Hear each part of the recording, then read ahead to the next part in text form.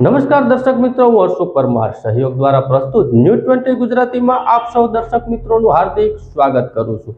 જોઈએ આજના મુખ્ય સમાચારો। જૂનાગઢ એસટી વિભાગ દ્વારા સાતમ આઠમના તહેવારોને લઈ એક્સ્ટ્રા બસો મૂકવામાં આવશે। કોઈ મુસાફરો હેરાન ન થાય તેની તકેદારી એસટી વિભાગ દ્વારા રાખવામાં આવશે। જૂનાગઢ એસટી વિભાગ દ્વારા તહેવારોને લઈ એક્સ્ટ્રા બસો મૂકવામાં આવશે। કોઈ મુસાફરો હેરાન ન થાય તેની તકેદારી રાખવામાં આવશે અને હાલ શ્રાવણ મહિનાનો તહેવાર ચાલુ છે ત્યારે જૂનાગઢ વિભાગ દ્વારા જૂનાગઢ સોમનાથ માટે એક્સ્ટ્રા 3 બસો મૂકવામાં આવી છે। ઉપરાંત રક્ષાબંધનના તહેવારો તેમજ 17/8 થી 20/8 સુધી એક્સ્ટ્રા બસોનું સંચાલન કરવામાં આવશે। દ્વારકા, પોરબંદર, રાજકોટ, સોમનાથ, અમરેલી જેવા સ્થળો ઉપર જૂનાગઢ એસટી વિભાગ દ્વારા એક્સ્ટ્રા સંચાલન વાળી બસો મૂકવામાં આવશે। એક્સ્ટ્રા સંચાલન વાળી બસોમાં જૂનાગઢ એસટી વિભાગને 6 લાખ જેટલી વધુ આવક થઈ છે। આગામી સાતમ આઠમ જન્માષ્ટમી તહેવારો નિમિત્તે જૂનાગઢ એસટી વિભાગ દ્વારા પોરબંદર, દ્વારકા, સોમનાથ, અમદાવાદ, ભુજ તરફની એક્સ્ટ્રા સંચાલન વાળી બસો મૂકવામાં આવશે અને એક્સ્ટ્રા સંચાલન વાળી બસો ઉપરાંત જૂનાગઢ એસટી વિભાગ દ્વારા અલગ પણ બસો મૂકવામાં આવશે જેથી જૂનાગઢની ધર્મપ્રેમી જનતા અને મુસાફરો હેરાન ન થાય કે અવગણના ન થાય તેની કાળજી રાખવામાં આવશે। જૂનાગઢ એસટી ડેપો દ્વારા લેવામાં આવશે અને વધુ જરૂરિયાત ઊભી થાય તો જૂનાગઢ એસટી વિભાગ દ્વારા અલગથી પણ બસો ફાળવવાની તૈયારી રાખવામાં આવશે। એસટી ડેપો મેનેજર જૂનાગઢ હાલમાં શ્રાવણ માસ નિમિત્તે જૂનાગઢ એસટી ડેપો દ્વારા જૂનાગઢથી સોમનાથ માટે રોજની જે 3 બસ છે એક્સ્ટ્રા મૂકવામાં આવેલ છે।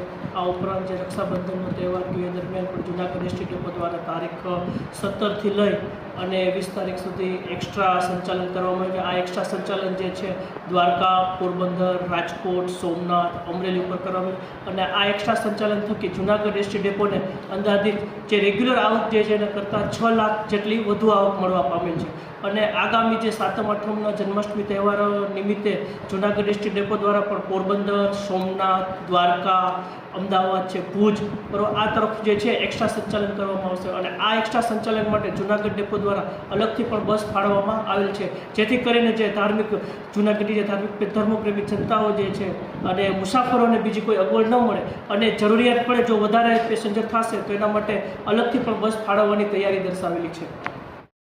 જૂનાગઢમાં અદ્વિતીય ઝાલાવાડી બ્રહ્મ યુવક મંડળ દ્વારા સમૂહમાં જનોઈ બદલવાનો કાર્યક્રમ યોજવામાં આવ્યો। રક્ષાબંધનના પવિત્ર દિવસે એટલે કે શ્રાવણી બળેવના શુભ અવસર ઉપર આદિત્ય ઝાલાવાડી બ્રહ્મ યુવક મંડળ દ્વારા જૂનાગઢના દામોદર કુંડ ખાતે ખાક ચોકની જગ્યા ખાતે રામેશ્વર મહાદેવના સાનિધ્યમાં જૂનાગઢ શહેરના સમગ્ર ભૂદેવો માટે શ્રાવણી બળેવનો કાર્યક્રમ અત્યંત ધામધૂમપૂર્વક ઉજવવામાં આવ્યો। આ શુભ અવસર ઉપર આદિત્ય ઝાલાવાડી બ્રહ્મ સમાજના અગ્રણીઓ જેમ કે મહેશભાઈ જોશી, જયદેવભાઈ જોશી, હસુભાઈ જોશી, મહેશભાઈ વ્યાસ જેવા જ્ઞાતિના વડીલો ઉપસ્થિત રહી જરૂરી માર્ગદર્શન તેમજ સંપૂર્ણ સાથ સહકાર આપવામાં આવ્યો હતો। તેમજ આ શ્રાવણી બળેવના કાર્યક્રમને સફળ બનાવવા માટે ભૂદેવ પરિવારના દાતાઓ દ્વારા પુષ્કળ સહકાર મળેલો હતો। તેમજ આદિત્ય ઝાલાવાડી બ્રહ્મ યુવક મંડળના પ્રમુખ વિરેન્દ્ર જોશી તેમજ આદિત્ય ઝાલાવાડી બ્રહ્મ યુવક મંડળના તમામ ટ્રસ્ટીઓ તથા સભ્યશ્રીઓ ખૂબ જ જહેમત ઉઠાવીને આ કાર્યક્રમને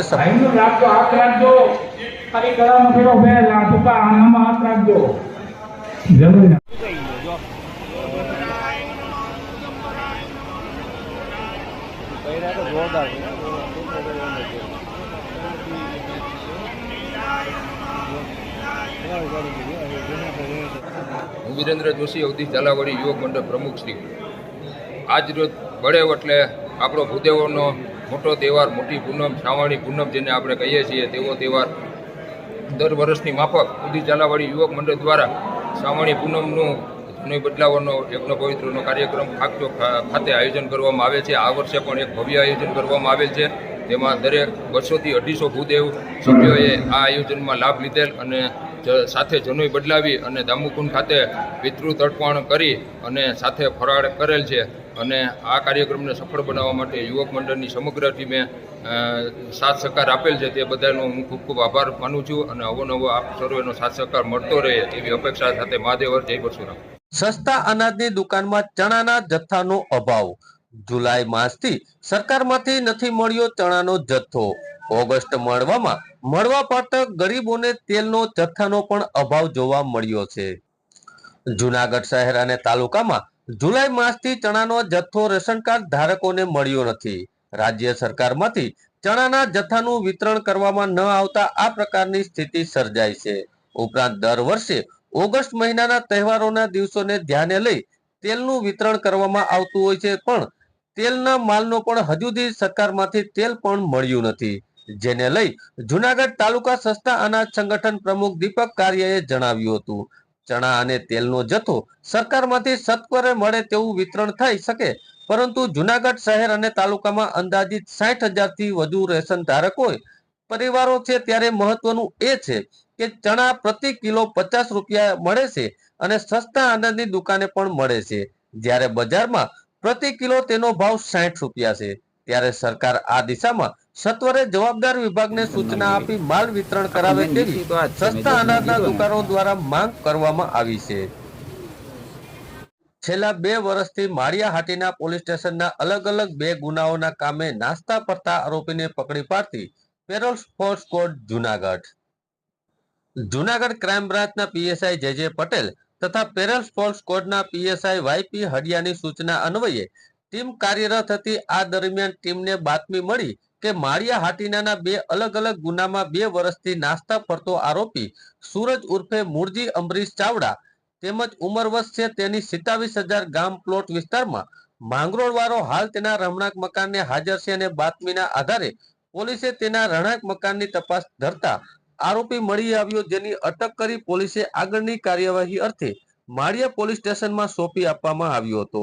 આ કામગીરીમાં એએસઆઈ ઉમેશ વેગડા, કોન્સ્ટેબલ દિનેશભાઈ છૈયા, પ્રવીણભાઈ મોરી, સેજલબેન ગરચર સહિતની ટીમે ફરજ બજાવી હતી. ચોમાસા દરમિયાન ઘણા બધા લોકોને સ્કિનના પ્રશ્નો બહુ વધતા હોય છે અને વાળના પ્રોબ્લેમ તો વધતા હોય છે. તો આવું શું કામ અને એના માટે શું કરવું જોઈએ અને ઘરગથ્થા વસ્તુમાં શું કરી શકાય, તો આ 3 વસ્તુ આપણે જોશું.